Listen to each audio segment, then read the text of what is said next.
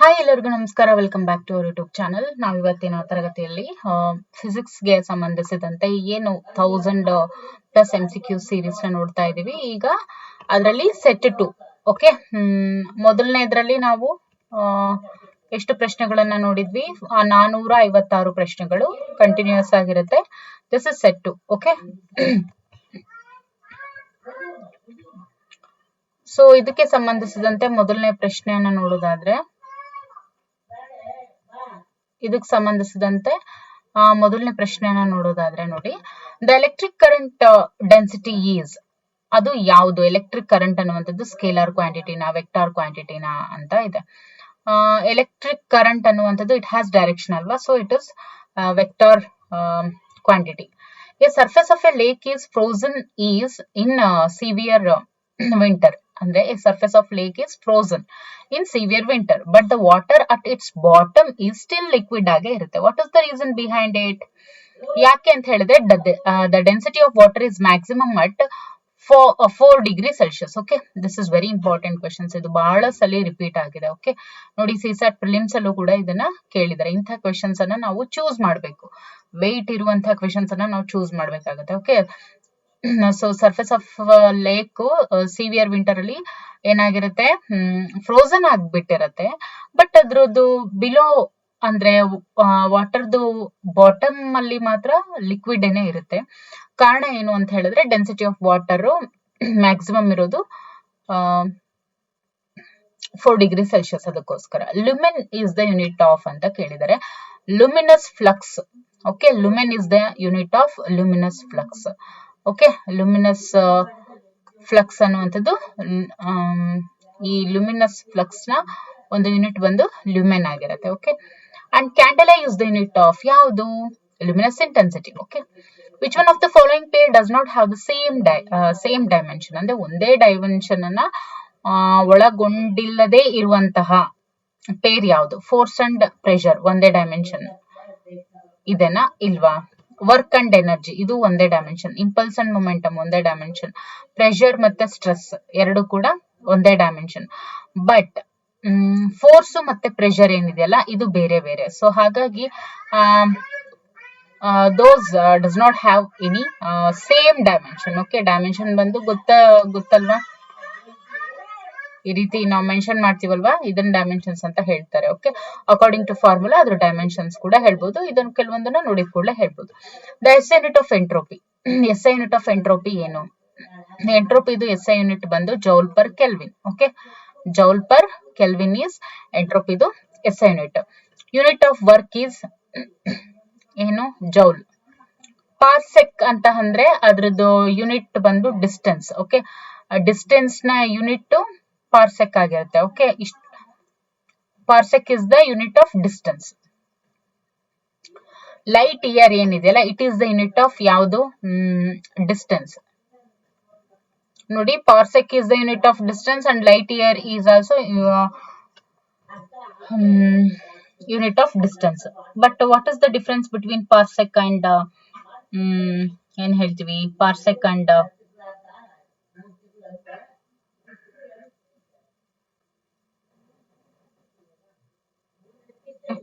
Okay, parsec and light year. Okay, difference ಏನು? Okay, parsec ಅನ್ನುವಂಥದ್ದು it is the unit of distance. ಅದು ಎದ್ರಲ್ಲಿ? ಆಸ್ಟ್ರೋನಮಿಯಲ್ಲಿ. Parsec is the unit of distance ಅಂತ ನಾವು ಕರೆಯೋದು ಇನ್ ಆಸ್ಟ್ರೋನಮಿ. ಆಸ್ಟ್ರೋನಮಿಯಲ್ಲಿ. ಓಕೆ, ಲೈಟ್ ಇಯರ್, ಈ ಲೈಟ್ ಇಯರ್ ಅನ್ನುವಂಥದ್ದು ಏನಿದೆಯಲ್ಲ, it is the distance. Okay, light travels in 1 year. ಒಂದು ವರ್ಷದಲ್ಲಿ ಲೈಟ್ ಏನು ಟ್ರಾವೆಲ್ ಆಗುವಂತಹ ಡಿಸ್ಟೆನ್ಸ್ ಅನ್ನ ನಾವು ಆ ರೀತಿ ಹೇಳ್ತೀವಿ. ಓಕೆ, ಅಂದ್ರೆ ಈ ಪಾರ್ಸೆಕ್ ಅನ್ನುವಂಥದ್ದು it is also defined as distance at which 1 astronomical unit ಅಂತ ಕೂಡ ಹೇಳ್ತೀವಿ. Okay, clear?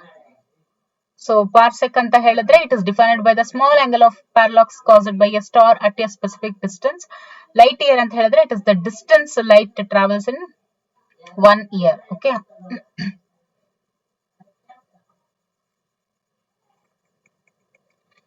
Which of the following is not the unit of time ಅಂತ ಹೇಳಿದ್ದಾರೆ. Which is not the unit of time, that is light year. Okay, which of the following is not matched ಅಂತ ಕೇಳಿದ್ದಾರೆ. ಯಾವುದು match ಆಗಿಲ್ಲ? Decibel, unit of sound is decibel. Unit of power horse power. ನೋಡಿ, nautical mile unit of distance, ಇದು ಕೂಡ ಹೌದು. ಆದ್ರೆ unit of heat Celsius ಅಂತ ಕೊಟ್ಟಿದ್ದಾರೆ. Unit of heat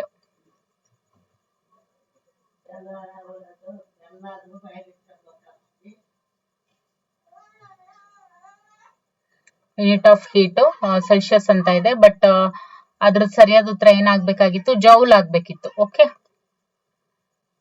international system of SI unit of heat ಬಂದು joule. Okay, the unit of magnetic flux ಯಾವುದು? Weber. ಈ SI unit of Young's modulus of elasticity is, ನೋಡಿ ಇಂಥ ಕ್ವೆಶನ್ಸ್ ಕೂಡ very important. Young's modulus of elasticity ಇದು SI unit ಬಂದು newton per metre square. Newton per metre square ಈ ರೀತಿ ಬರಬೇಕು. Which of the following is a vector quantity ಅಂತ ಕೇಳಿದರೆ energy, momentum, moment of inertia ಅಂತ ಇದೆ. ಇದರಲ್ಲಿ ಯಾವುದು vector quantity? Scalar quantity, vector quantity. Vector ಬಂದು it has direction and magnitude, ಹೌದಲ್ವಾ? So energy, momentum, moment of inertia, ಇದಿಷ್ಟರಲ್ಲಿ ಯಾವುದು ವೆಕ್ಟಾರ್ ಕ್ವಾಂಟಿಟಿ? ಮೊಮೆಂಟಮ್ ಏನಿದೆಯಲ್ಲ, ಇಟ್ ಹ್ಯಾಸ್ ಡೈರೆಕ್ಷನ್, ಹೌದಲ್ವಾ? ಸೊ ಹಾಗಾಗಿ ಮೊಮೆಂಟಮ್ ಅನ್ನುವಂಥದ್ದು ವೆಕ್ಟಾರ್ ಕ್ವಾಂಟಿಟಿ ಆಗುತ್ತೆ. An artificial satellite orbiting around the earth does not fall down.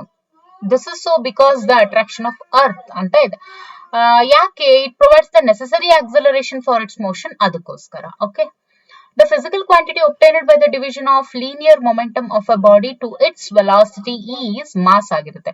ಅಂದ್ರೆ among the following which physical quantity obtained by the division of linear momentum of a body to its velocity ಅಂತ ಹೇಳಿದ್ರೆ that is mass ಆಗಿರುತ್ತೆ. Okay, the bodies executing free falling motion ಅವು ಯಾವಾಗ್ಲೂ equal ವೆಲಾಸಿಟಿಯನ್ನ ಒಳಗೊಂಡಿರ್ತವೆ.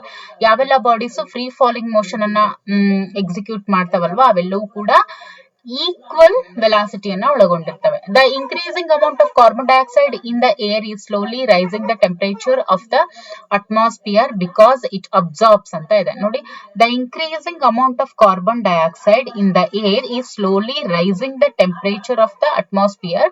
ಯಾಕೆ ಅಂತ ಹೇಳಿದ್ರೆ because it absorbs the infrared part of the solar radiation, ಅದಕ್ಕೋಸ್ಕರ. Rocket operates on the principle of ಅಂತ ಹೇಳಿದರೆ ಮೊಮೆಂಟಮ್ ಕನ್ಸರ್ವೇಷನ್ ಅಥವಾ ಕನ್ಸರ್ವೇಷನ್ ಆಫ್ ಮೊಮೆಂಟಮ್ ಅಂತ ಹೇಳ್ತೀವಿ. The blackboard seems block.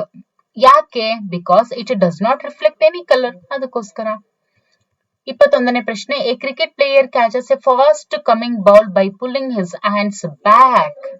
Okay, ಯಾಕೆ ಅಂತ ಹೇಳಿದ್ರೆ ball can exert a large force, ಅದಕ್ಕೋಸ್ಕರ ಕೈನ ಹಿಂದೆ ಇಟ್ಕೋತಾರೆ.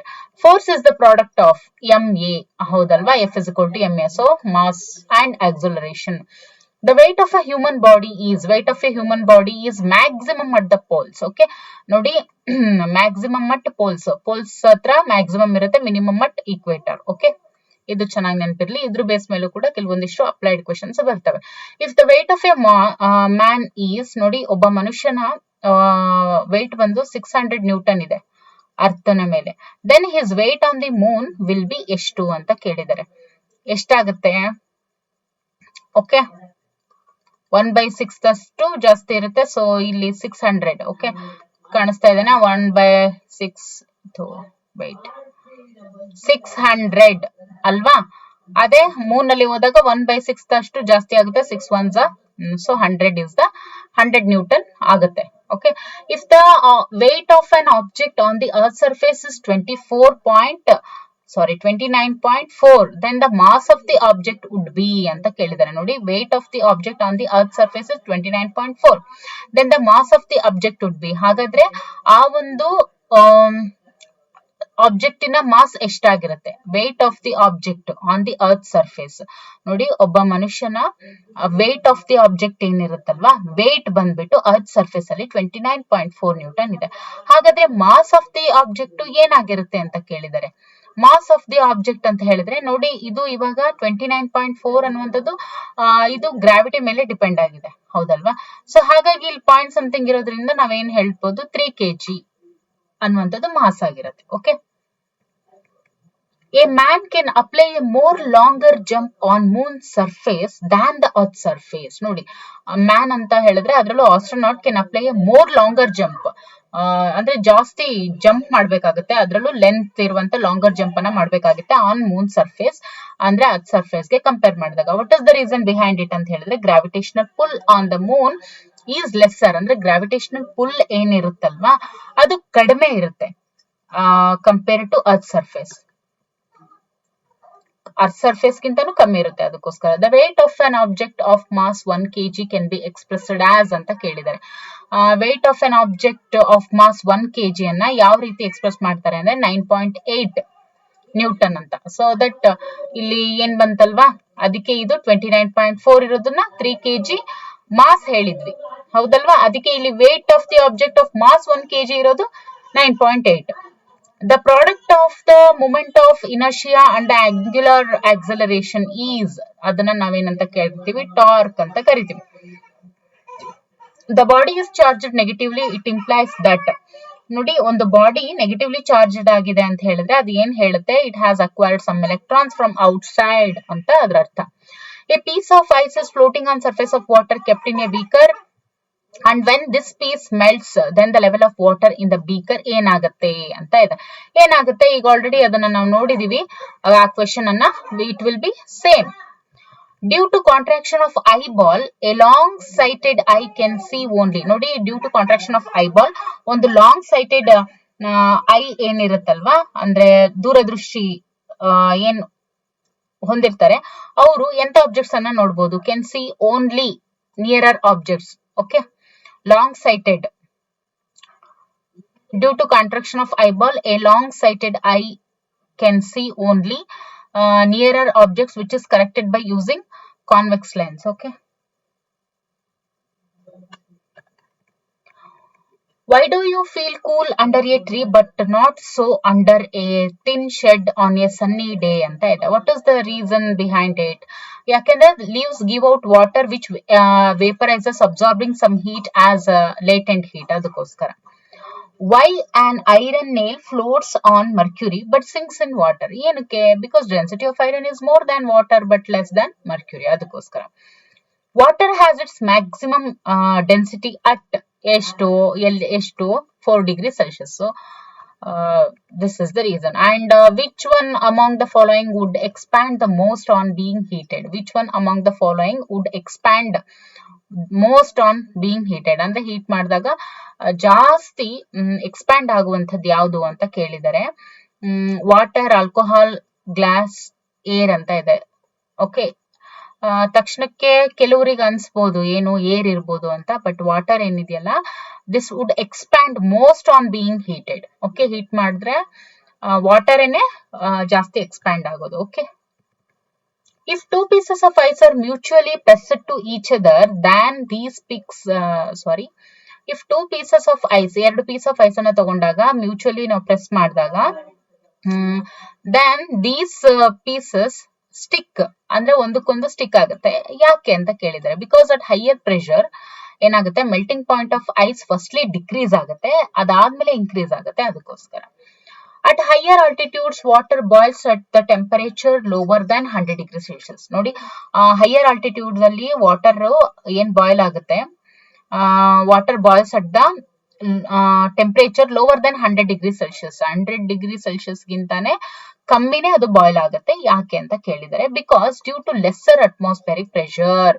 ಆಲ್ಟಿಟ್ಯೂಡ್ ಅಂತ ಎಲ್ಲೇ ಪ್ರಶ್ನೆ ಬಂದ್ರು ಉತ್ತರ ಹಿಂಟ್ ಏನು ಅಂದ್ರೆ ಅಟ್ಮಾಸ್ಫಿಯರಿಕ್ ಪ್ರೆಷರ್, ಅದು ಎಲ್ಲಿರುತ್ತೋ ಇದು ಅಲ್ಲಿರುತ್ತೆ ನಂಗೆ. Okay, due to lesser atmospheric pressure boiling point of water ಅದು ಏನಾಗುತ್ತೆ, ಲೋ ಬಾಯ್ಲಿಂಗ್ ಪ್ರೆಷರ್ ಅನ್ನ ತೋರಿಸುತ್ತೆ. ಲೋ ಅಂದ್ರೆ ಏನ್ ಹೇಳ್ಬೋದು, ಲೋವರ್ ಟೆಂಪರೇಚರ್ ಅಲ್ಲಿ ಅದು ಬಾಯ್ಲ್ ಆಗುವಂಥದ್ದು. The inside pressure of a soap bubble is ಅಂತ ಕೇಳಿದರೆ, more than the atmospheric pressure. ನೋಡಿ, inside pressure of a soap bubble ಅಂದ್ರೆ ಸೋಪ್ ಬಬಲ್ ಇನ್ಸೈಡ್ ಪ್ರೆಷರ್ ಏನಿರುತ್ತಲ್ಲ ಅದು ಯಾವಾಗ್ಲೂ ಅಟ್ಮಾಸ್ಫಿಯರಿಕ್ ಪ್ರೆಷರ್ ಗಿಂತಾನು ಜಾಸ್ತಿ ಇರುತ್ತೆ ಅಂತ. Okay, the sudden downfall of the reading of barometer indicates that weather. ನೋಡಿ, ಈಗ ಬ್ಯಾರೋಮೀಟರ್ ಇದೆ. ಓಕೆ, ಬ್ಯಾರೋಮೀಟರ್ ಇದೆ. ಓಕೆ, ಏನಿದೆ, ಬ್ಯಾರೋಮೀಟರ್ ಇದೆ. ಏನಿದೆ, ಬ್ಯಾರೋಮೀಟರ್ ಇದೆ. ಆದ್ರೆ ಬ್ಯಾರೋಮೀಟರ್ ನ ಏನಕ್ಕೆ ಯೂಸ್ ಮಾಡ್ತಾರೆ? ಬ್ಯಾರೋಮೀಟರ್ ನ ಯೂಸ್ ಮಾಡುವಂತದ್ದು that is for to measure atmospheric pressure. Okay, atmospheric pressure ಅನ್ನ ಮೆಜರ್ ಮಾಡ್ಲಿಕ್ಕೆ ಬ್ಯಾರೋಮೀಟರ್ ಅನ್ನ ಯೂಸ್ ಮಾಡ್ತಾರೆ. ಸೊ ಹಾಗಾದ್ರೆ ಆ ಒಂದು ಅಟ್ಮಾಸ್ಫಿಯರಿಕ್ ಪ್ರೆಷರ್ ಅನ್ನ ಮೆಜರ್ ಮಾಡ್ಲಿಕ್ಕೆ ಯೂಸ್ ಮಾಡುವಂತ ಬ್ಯಾರೋಮೀಟರ್ ಸಡನ್ ಆಗಿ ಡೌನ್ ಫಾಲ್ ಆಯ್ತು ರೀಡಿಂಗ್ ಅಂತ ಹೇಳಿದ್ರೆ ಅದು ಏನನ್ನ ಸೂಚಿಸುತ್ತೆ ಅಟ್ಮಾಸ್ಫಿಯರ್ ಅಲ್ಲಿ ಮೀನ್ಸ್ ವೆದರ್ ಅಲ್ಲಿ ಅಂತ ಹೇಳಿದ್ರೆ ಅದು will be stable and com ಅಂತ. ಅಂದ್ರೆ ಸಡನ್ ಆಗಿ ಅದು ಡೌನ್ ಫಾಲ್ ಆಯ್ತು ಅಂತ ಹೇಳಿದ್ರೆ ಅಂದ್ರೆ ಆ ಒಂದು ವೆದರ್ ಸ್ಟೇಬಲ್ ಆಗಿದೆ ಮತ್ತೆ ಕಾಮ್ ಆಗಿದೆ ಅಂತ ಅದರ ಅರ್ಥ. In which of the following kinetic energy does not exist ಅಂತ ಕೇಳಿದರೆ ಇದರಲ್ಲಿ ಎಲ್ಲಿ ಕೈನೆಟಿಕ್ ಎನರ್ಜಿ ಎಕ್ಸಿಸ್ಟ್ ಆಗಿಲ್ಲ? ಫೈರ್ಡ್ ಬುಲೆಟ್, ಫ್ಲೋಯಿಂಗ್ ವಾಟರ್ ಇಲ್ಲಿದೆ, ಇಂಪಾರ್ಟೆಡ್ ಹ್ಯಾಮರ್ ಹೌದು, ಸ್ಟ್ರೆಚ್ಡ್ ಬೋ ಇದೆಯಲ್ಲ ಇಲ್ಲಿ ಇಲ್ಲ.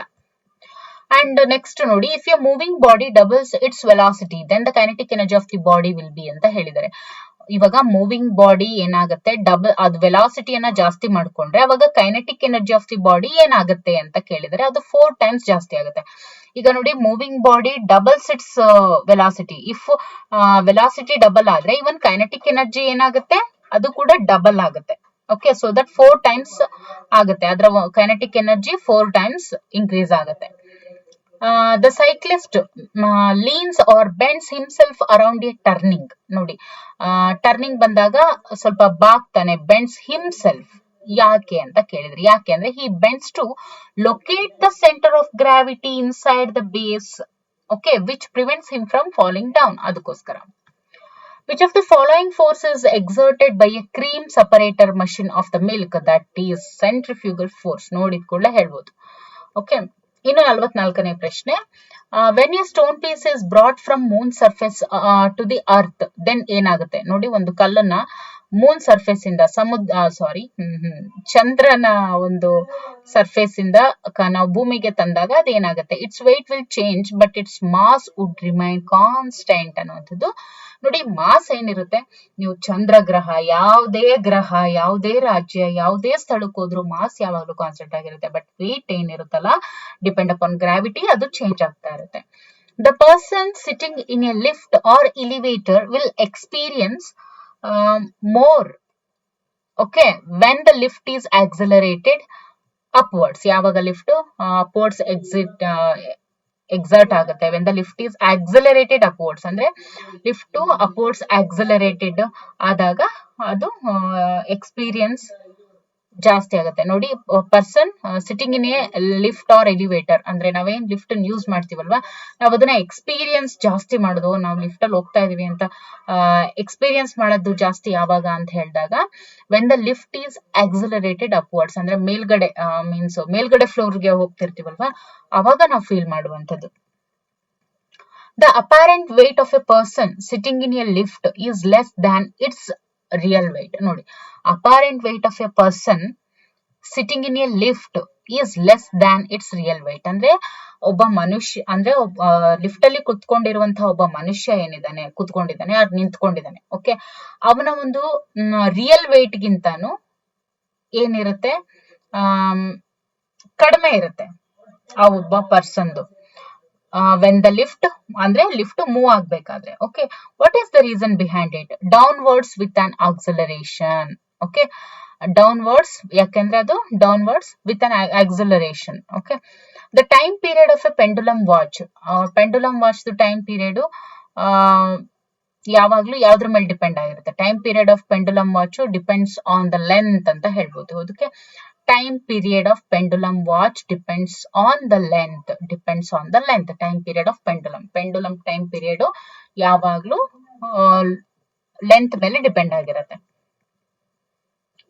The pendulum watches become slowed down in summer. ನೋಡಿ, ಪೆಂಡುಲಮ್ ವಾಚಸ್ ಸ್ಲೋ ಡೌನ್ ಆಗುತ್ತೆ ಸಮ್ಮರ್ ಅಲ್ಲಿ. ಯಾಕೆ? What is the reason behind it ಅಂದ್ರೆ ಪೆಂಡುಲಮ್ ಏನಿರುತ್ತೆ, it becomes elongated and correspondingly time is elongated at per unit oscillation. So ಅದಕ್ಕೋಸ್ಕರ slow down in summer ಅಂತ ಹೇಳ್ಬೋದು. If the length of a simple pendulum is increased by 4%, then its time period will be ಅಂತ ಕೇಳಿದ್ದಾರೆ. ಈಗ ಅದು 4% increase ಆಯ್ತು, length of the simple pendulum is increased by 4%, time period ಏನಾಗುತ್ತೆ, ಇದು increased by 2% ಆಗುತ್ತೆ. ಓಕೆ, ಸಿಂಪಲ್ ಪೆಂಡುಲಮ್ ಲೆಂತ್ ನೋಡಿ, length 4% increase ಆದ್ರೆ ಟೈಮ್ ಪೀರಿಯಡ್ ಏನಾಗುತ್ತೆ, 2% ಇನ್ಕ್ರೀಸ್ ಆಗುತ್ತೆ. ಇದು 4% ಇನ್ಕ್ರೀಸ್ ಆದ್ರೆ ಇದು 2% ಇನ್ಕ್ರೀಸ್ ಆಗುತ್ತೆ. ಇದ್ರ ಮೇಲೆ ಕ್ವೆಶನ್ಸ್ ಇವಾಗ ಇದು 6 ಇದೆ ಅಥವಾ ಓಕೆ, ಸೊ ಇದ್ರ ಮೇಲೂ ಕೂಡ ಕ್ವೆಶನ್ಸ್ ಕೇಳ್ತಾರೆ. ಸೊ ಇವೆರಡನ್ನ ನೋಡ್ಕೊಂಡು ನೀವು ಆನ್ಸರ್ ಮಾಡ್ಬೇಕು. The ratio of the transverse deformation and the longitudinal deformation ನೋಡಿ, ratio of transverse deformation ಮತ್ತೆ longitudinal deformation is called ಅಂದ್ರೆ ಇವೆರಡರ ರೇಷಿಯೋ, ಒಂದು ಟ್ರಾನ್ಸ್ವರ್ಸ್ ಮತ್ತೆ ಲಾಂಗಿಟ್ಯೂಡಿನಲ್ ಡಿಫಾರ್ಮೇಶನ್, ಇವೆರಡರ ರೇಷಿಯೋನ ಏನಂತ ಕರೀತಾರೆ, ಪಾಯ್ಸನ್ ರೇಷಿಯೋ ಅಂತ ಕರೀತಾರೆ. ಇವೆರಡನ್ನ ಪಾಯ್ಸನ್ ರೇಷಿಯೋ ಅಂತ ಕರೀತಾರೆ, transverse deformation and longitudinal deformation ಅನ್ನ. Okay, rain drops are spherical due to, ಈಗ ಆಲ್ರೆಡಿ ಗೊತ್ತಿದೆ, surface tension. If a ship moves from fresh water to sea water, it will rise a little higher. ನೋಡಿ, if a ship moves from fresh water to sea water, fresh water ಇಂದ sea ವಾಟರ್ಗೆ ಅದು ಒಳಗಡೆ ಹೋದಾಗ ಅದೇನಾಗುತ್ತೆ, ship ಏನಿರುತ್ತೆ, rise a little higher, ship ಏನಾಗುತ್ತೆ, ಹಡಗು ಲಿಟಲ್ ಹೈಯರ್ ಅಂದ್ರೆ ಸ್ವಲ್ಪ